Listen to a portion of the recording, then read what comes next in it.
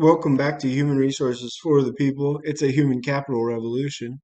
Today, we're going to be taking awesome questions from the AskHR subreddit because I'm banned there. First one up is from New Jersey, and it says, if I refuse to return to the office, will I be fired?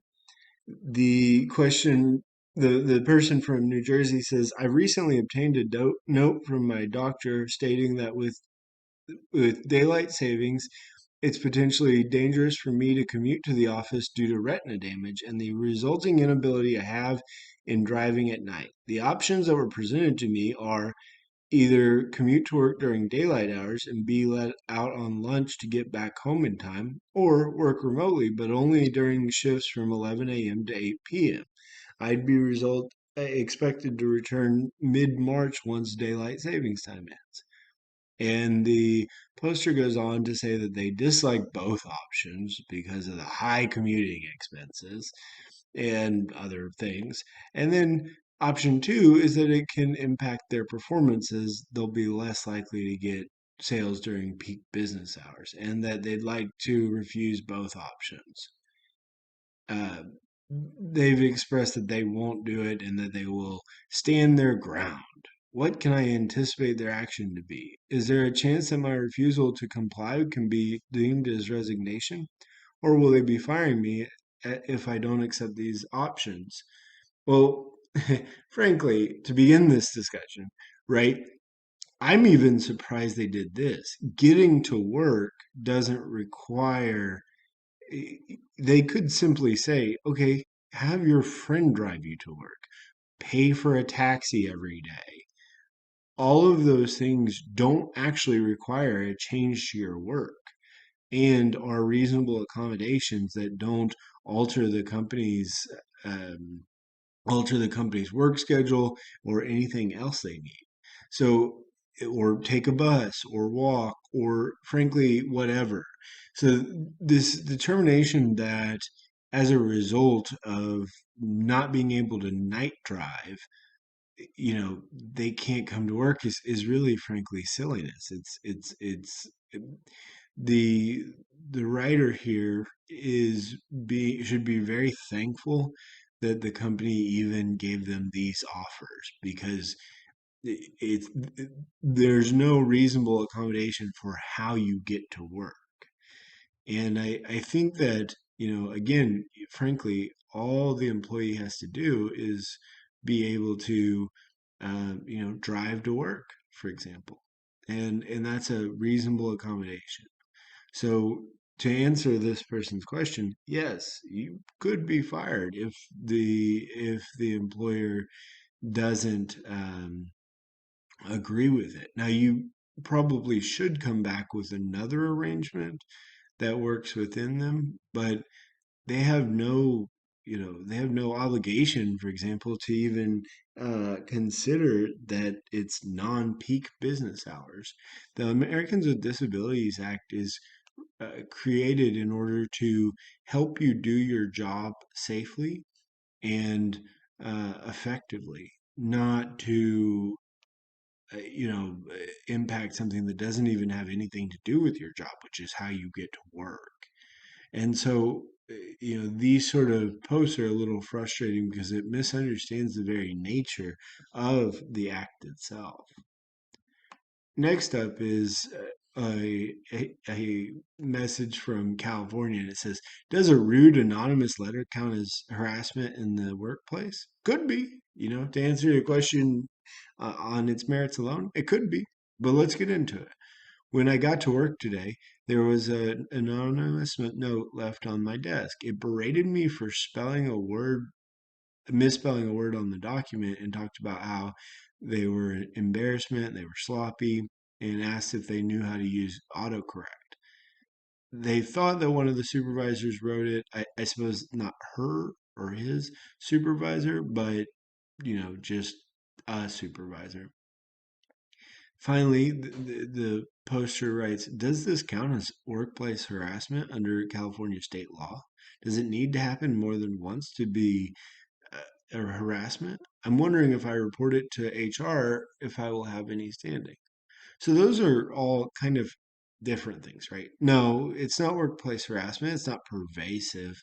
It's not even that rude. I don't think it's great, right? But it's not exactly, it doesn't rise to the level of harassment. There are many managers and bosses who talk this way to their employees, unfortunately. It doesn't quite need to happen more than once to be harassment, but frankly, in many cases it does. Even then, it's still not. I mean, we don't even know who's doing it at this point, so I'm not sure how much value you could give to HR. And it says, I'm wondering if I report it to HR if I will have any standing. I don't know what you want out of this. If you want it to stop, you would need to know who did it. I mean, I would notify HR, I suppose, that it happened, but you can't, we can't really do anything unless you have a strong idea of who did it. Otherwise, human resources is just forced into making like a broad general statement to all the supervisors that, hey guys, in the future, make sure you're communicating your problems with your employees directly, right? That would be our resolution, to be totally honest. That would be what we would have to do in this scenario. Finally, is from Helicopter Mom in Washington, and it's about HIPAA misspelled. It's double A's at the end. Asking for my daughter. New job, not even 3 months. She is 23 and reminded constantly that she is the youngest in the office. She applied for a sterile tech position, and a dental assistant went on sudden maternity leave, so they threw her into training for a dental assistant, and she loves it, loves the office, her doctor, and then yesterday she was blindsided. People are blindsided all the time. Like, and that just means they are not picking up on cues, to be totally honest. But I am also very concerned about a dental clinic that is willing to promote someone into a dental assistant job after being there 3 months. I don't know what the rules are. Maybe this is slow. Maybe this is slow, but I'm not going to that dental clinic. I tell you that much.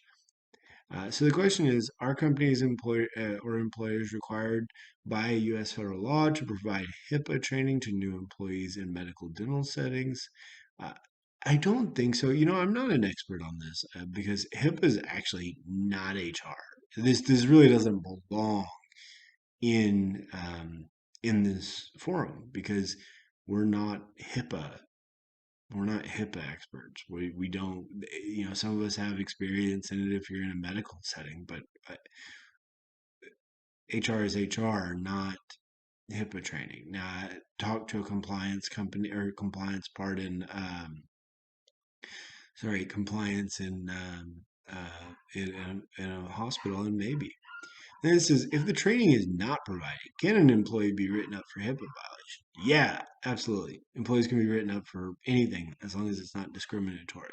Now, could the company, face some sort of issue? I think the issue really is lawsuits and things of that nature for not training its employees appropriately on HIPAA. That's where I would see that fall. But yeah, an employee can be written up for a HIPAA violation as long as it's not as long as it's not for a discriminatory reason. And then the question is, if no HR department exists, it's a smallish dental company, who do you ask for help? You ask your boss. You ask other people around you. You don't ask your mom, I can tell you that much. Is it appropriate for an OM, not sure what an OM is, to write you up for misconduct? Some of the reasons being it is your responsibility to set the tone for the office and everyone looks to you. So if you're grumpy, the whole office is, and it is your fault. Well, that's like the worst uh, write up if it actually said that. Like, like I swear, if someone gave me that write up, I would be concerned for my job and concerned for the future of the company because that is awful. I hope it wasn't actually worded for that. I'm hoping that it's not like a verbatim because that seems dire. But yeah, just like hostesses can be upset for um, hostesses can be written up for not presenting a good, you know, presence to clients at a restaurant. They can. And it sounds, if I had to imagine, she's being very moody. She comes in there and ruins the whole mood after like 3 months. I don't think this dental company isn't that great, to be totally honest. But I also think that I also imagine that she is not being fun to work with. Then the mom says, I told her not to sign the write-up. That's stupid. God bless. God bless. Stop telling people that a signature on a write-up means literally nothing. It means that you received the write-up and that you're acknowledging that you're being written up, not that you agree with it, not that it's accurate, not that it has any bearing on the truthfulness of the write-up. It's literally just to sign it, and it creates, especially in a small dental office, I think that was probably the worst advice she got, to be totally honest. That is just really bad. No, I, again, I don't care. I'll write refuse to sign if that happens, but it really doesn't matter. Well, that's it for human resources for the people. Thank you guys for watching this video today. If you like what you heard today, like, share, and subscribe. And let me know what the stupidest comments you've gotten on a video are. Uh, yeah, I'd love to hear it. I'd love to hear the craziest workplace stories that you've gotten. And I'll see you on the next one. Have a good one. Bye, guys.